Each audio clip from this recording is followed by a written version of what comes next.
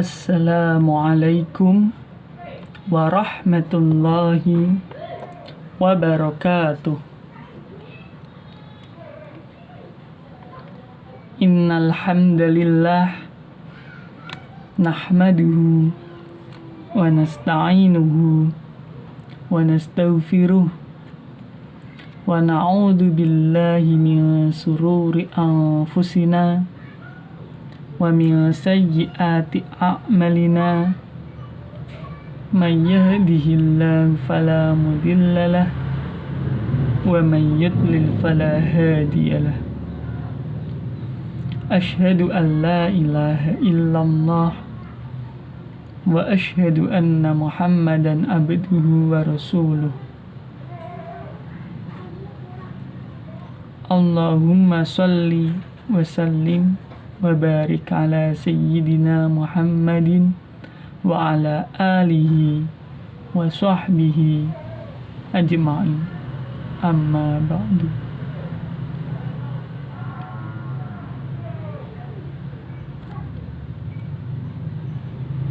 Pertama, marilah kita panjatkan puji syukur kehadirat Allah Subhanahu wa Ta'ala, Tuhan yang Maha Esa, yang telah melimpahkan rahmat-Nya kepada kita semua, terutama pada saya pribadi. Semoga dengan ini saya bisa lancar menyelesaikan tugas-tugas perkuliahan pada ujian tengah semester kali ini. Sholawat serta salam mari kita haturkan kepada junjungan kita, Baginda Nabi Agung Muhammad sallallahu alaihi wasallam. Semoga kelak kita mendapat syafaatnya fi yaumil qiyamah. Amin.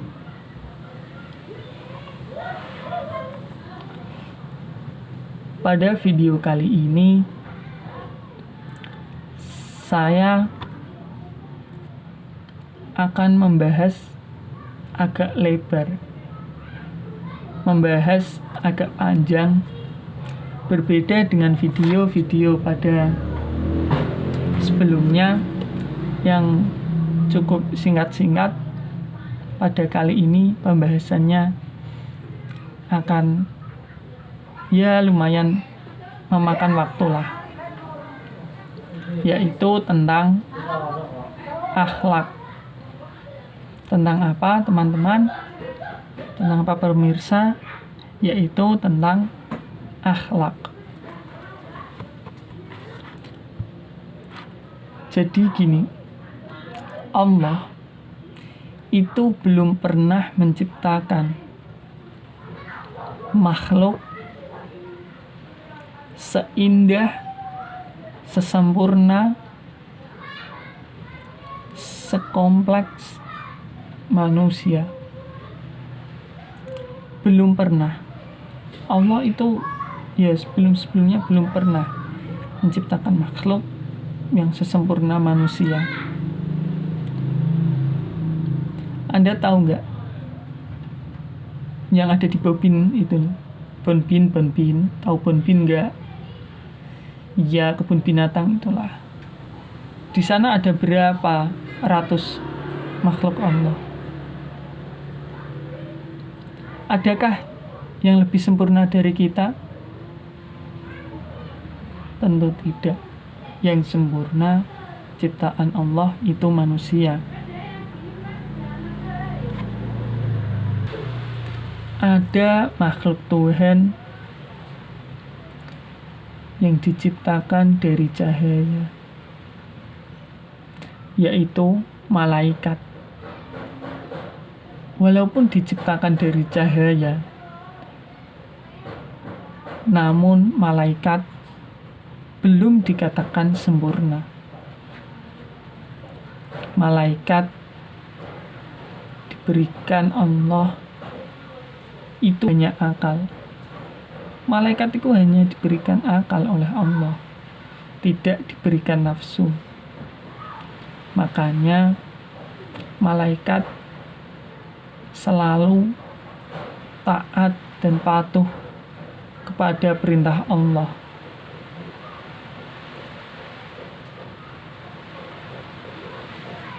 Mungkin jika malaikat punya nafsu,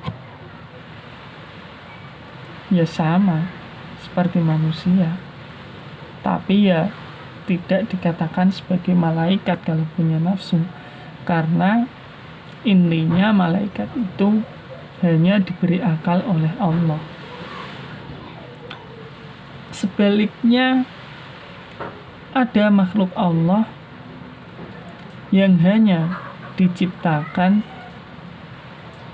itu diberi nafsu saja, tidak diberi akal.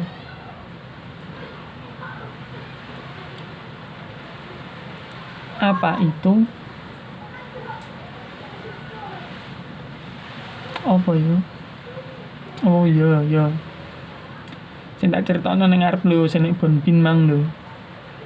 Yaitu binatang. Binatang itu hanya memiliki nafsu tetapi tidak mempunyai akal. Lihat saja di kenyataan. Wis lah apa? Sapi dipakani suket. Iku ora katir nakoki suket iki halal apa ora, suket iki kondi. Ya geni ya perkara sapi iku ora duwe akal. Sapi mung duwene nafsu, ya dieki suket ya dipangan, wong duwene nafsu.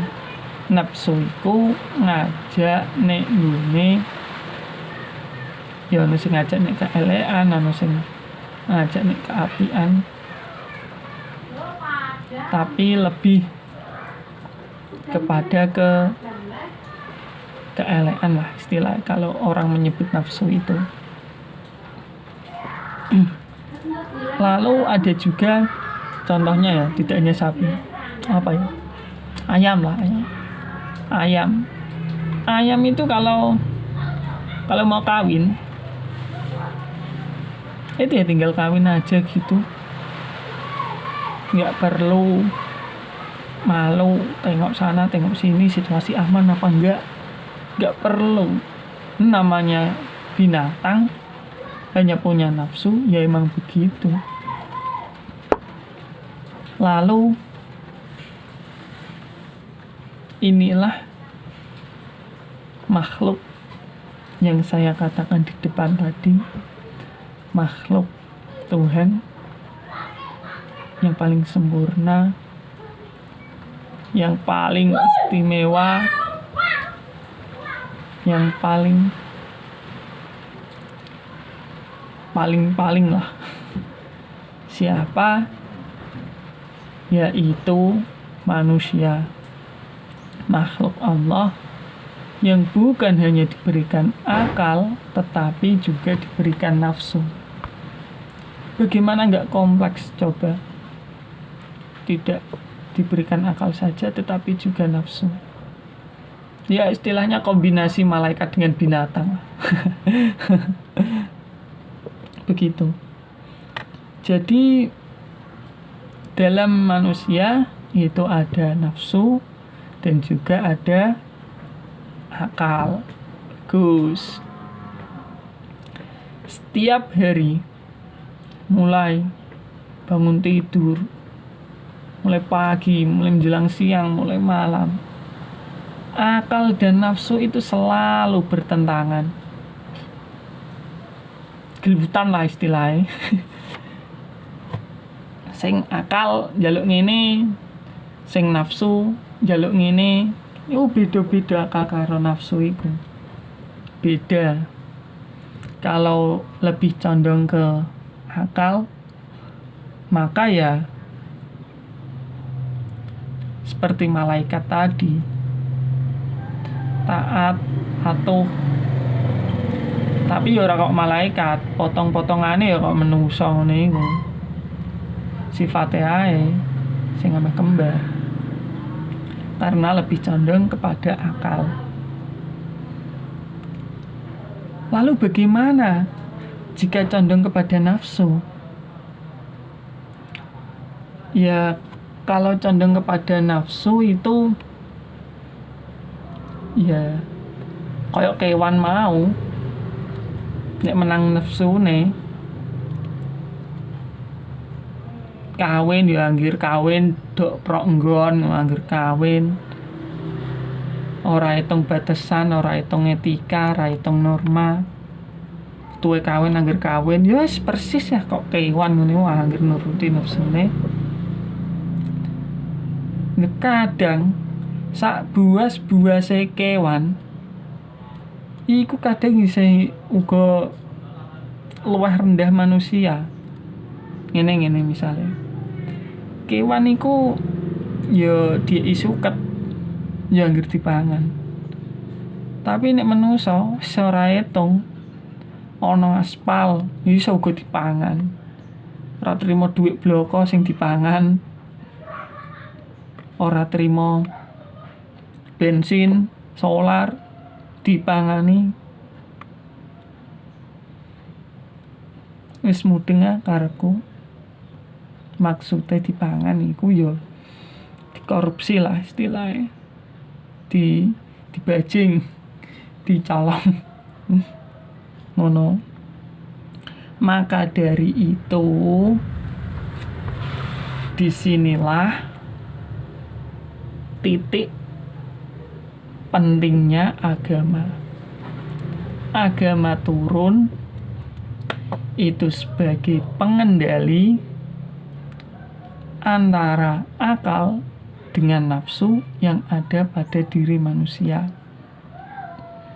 Agama ya tidak menghilangkan akal ataupun tidak menghilangkan nafsu. Yaitu tadi agama itu mengatur, mengontrol supaya akal dan juga nafsu itu seimbang lah, tidak condong sana, tidak condong sini, istilahnya seimbang, balance kalau istilah terkenalnya itu check and balance.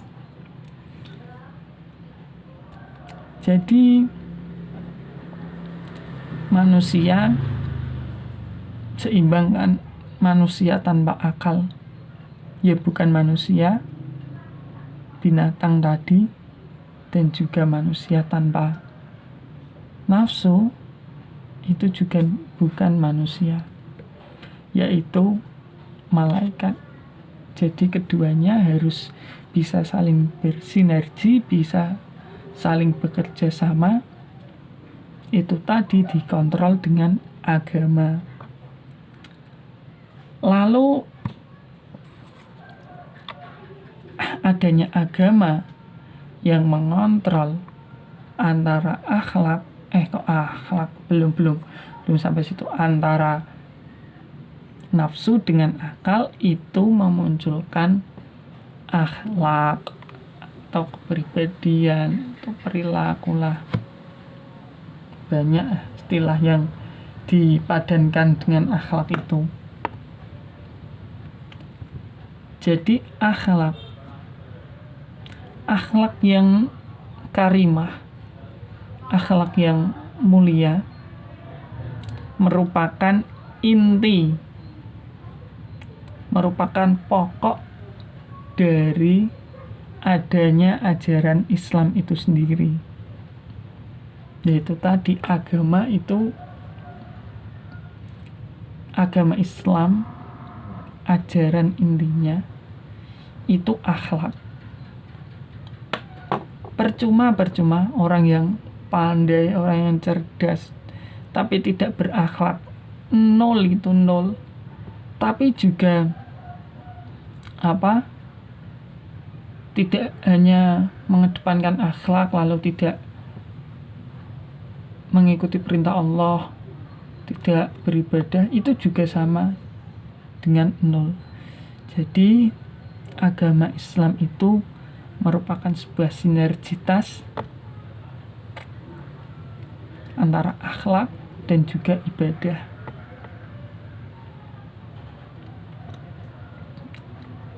Ada salah satu hadis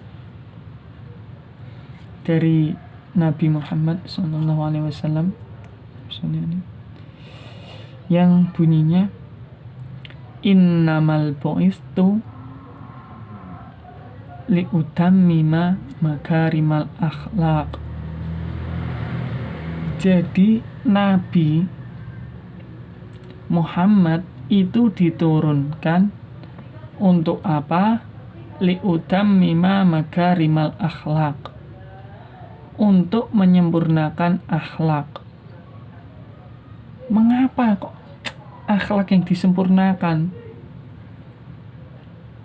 Karena sebelum Nabi lahir, Nabi datang, ini menengok ke sejarah zaman jahiliyah dulu, itu banyak terjadi praktek-praktek, amalan-amalan yang tidak sesuai dengan syariat, tidak sesuai dengan tuntunan. Banyak terjadi pemerkosaan, banyak terjadi perjudian, banyak terjadi perzinaan, bayi-bayi perempuan dibunuh. Wis lah, kejam intinya. Maka dari itu apa ya? Yo kakean maksiat lah istilahnya di bene mau zaman jahiliyah. Kakean maksiat. Ini tak elengno ge. Maksiat wis kudu mbok tinggalno. Maksiat itu kudu mbok tinggalno. Belas ora ana manfaate, belas maksiat itu ora ana barokah, belas kudune ditinggalno. Kembali lagi bahwa karena praktek amalan pada zaman jahiliyah yang begitu, yang tidak sesuai tuntunan, maka Nabi Muhammad itu diutus untuk apa? Liutammima makarimal akhlaq, untuk menyempurnakan akhlak-akhlak mereka. Karena apa? Nabi Muhammad telah sukses membawa zaman kegelapan atau zaman jahiliyah itu menuju zaman yang terang benderang sampai saat ini. Kita seharusnya bersyukur punya pemimpin yang top, punya nabi yang super keren. Kita seharusnya bersyukur. Rasa syukur itu bisa kita wujudkan dengan cara meneladani akhlak-akhlak Kanjeng Nabi. Karena sesungguhnya pada akhlak Kanjeng Nabi, pada diri Nabi itu terdapat teladan yang baik, seperti dalam firman Allah yang bunyinya, laqad kana lakum fi rasulillahi uswatun hasanah.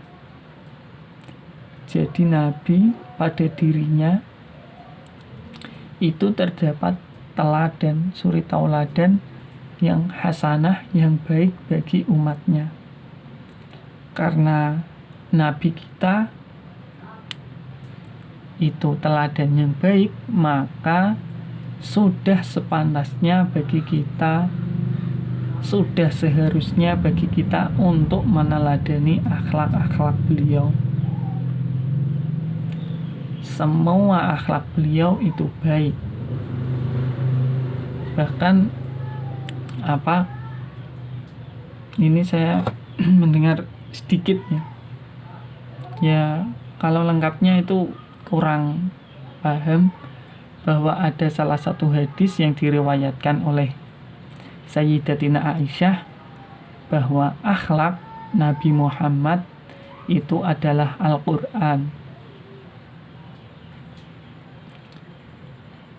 Super keren bahwa akhlak Nabi kita itu Al-Quran.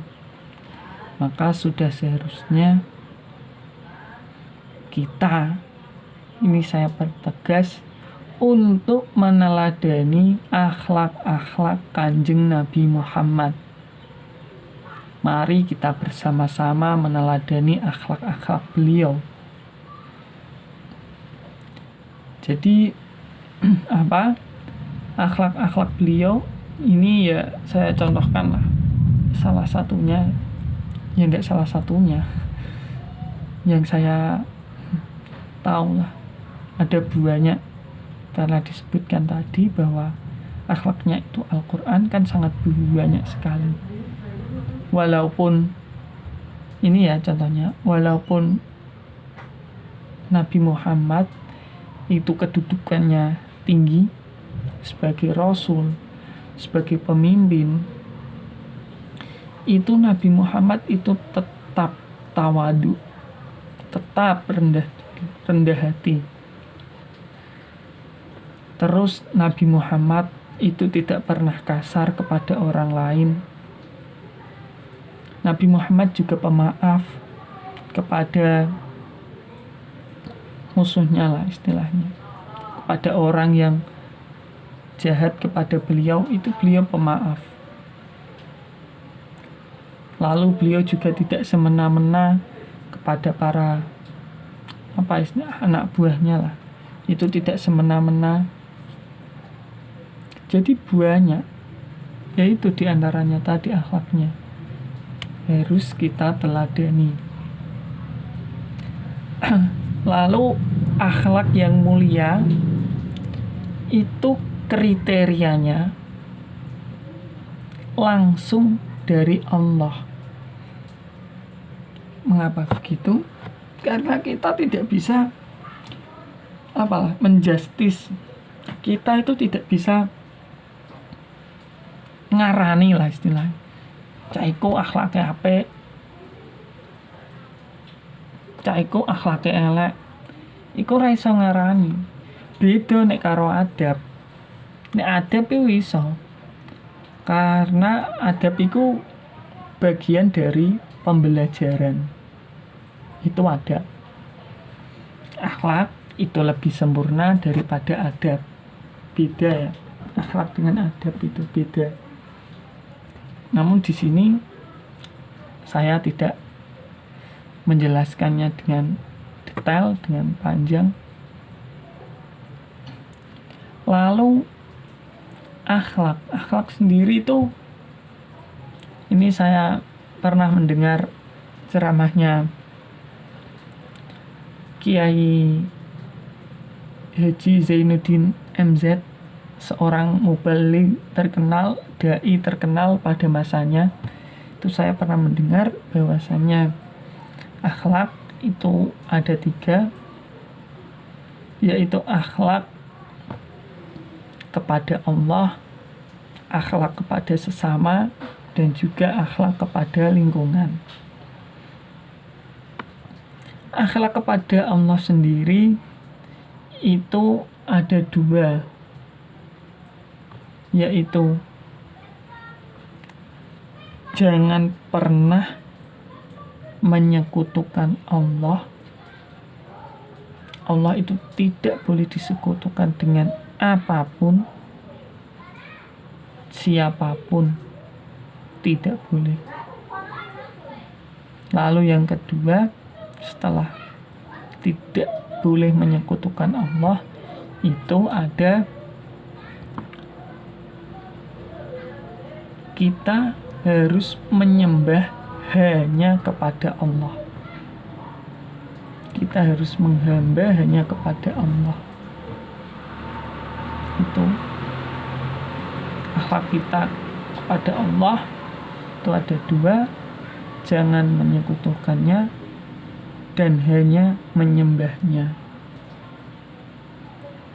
Lalu setelah akhlak kepada Allah, itu ada akhlak kepada sesama, manusia, sama hewan lah. Itu ya kita harus berakhlak. Dengan tetangga kita harus berakhlak yang baik. Dengan guru kita harus berakhlak yang baik. Dengan teman juga kita harus berakhlak yang baik. Lalu juga dengan binatang pun kita ya harus berakhlak yang baik juga. Karena binatang pun juga makhluk Allah, seperti yang di depan tadi. Yang ketiga ada akhlak kepada lingkungan. Jadi kepada lingkungan pun kita juga disuruh berakhlak yang baik. Misalnya tidak membuang sampah sembarangan, menjaga lingkungan dari kerusakan, tidak membuang sampah di sungai. Nanti kalau membuang sampah di sungai banjir, nyalain, padahal salah-salahnya sendiri, tidak menjaga lingkungan dengan baik.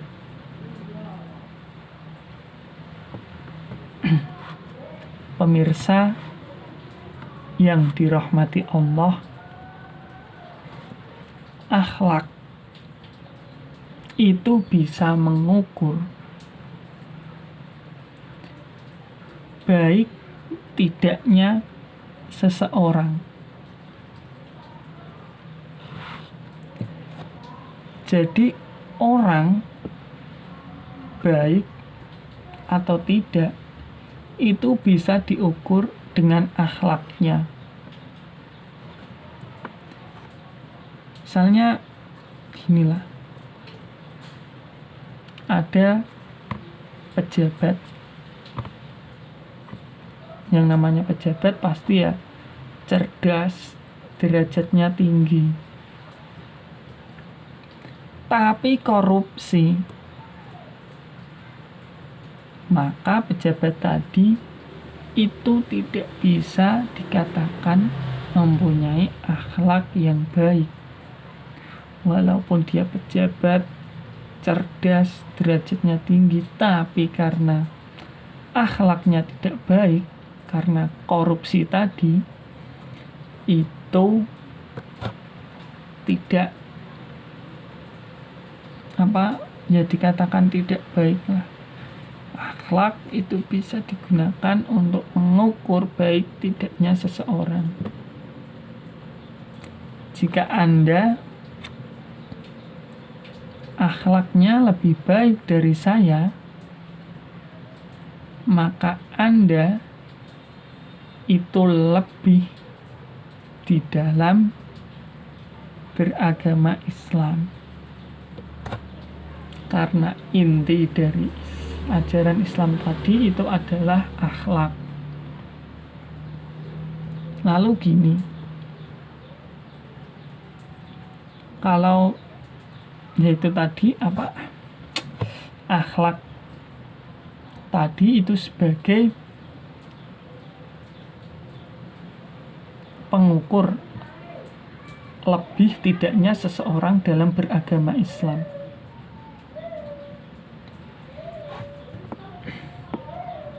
Dalam berakhlak sehari-hari,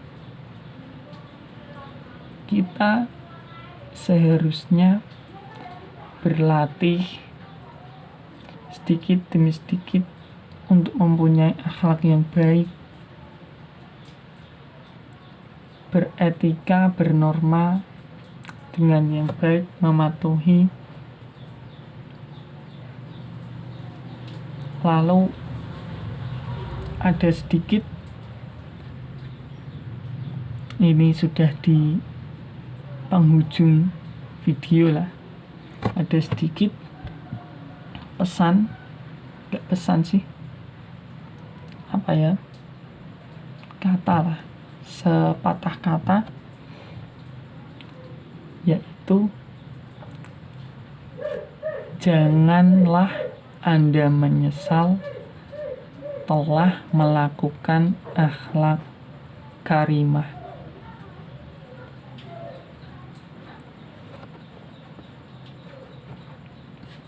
Jadi tidak boleh kita menyesal sudah melakukan akhlak karimah.